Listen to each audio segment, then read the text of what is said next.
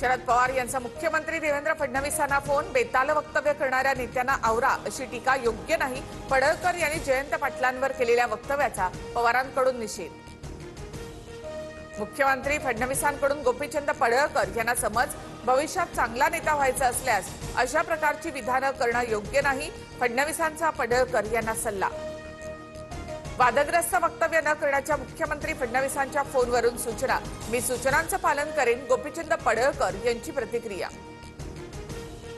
आमदार गोपीचंद पडळकरांच्या वक्तव्याचे सांगली जिल्ह्यामध्ये पडसाद. जयंत पाटील समर्थकांचा निषेध मोर्चा. पडळकर नटरंगाची औलाद अशा आशयाचे बॅनर दाखवत जोरदार घोषणाबाजी. जयंत पाटील हा राजाराम बापू पाटील यांची औलाद वाटत नाही. काहीतरी गडबड आहे. गोपीचंद पडळकर यांनी सगळ्याच मर्यादा ओलांडल्या. तर जयंत पाटलांकडून पडळकरांच्या वक्तव्यावर नो कमेंट्स. कुठल्याही व्यक्तींना पातळी सोडून बोलू नये. सर्वांनाच आरेला कार्य करता येतं, पण तशी आपली संस्कृती नाही. बोलताना जपून बोललं पाहिजे. पडळकरांनी जयंत पाटलांवर केलेल्या टीकेनंतर अजित पवार यांची प्रतिक्रिया.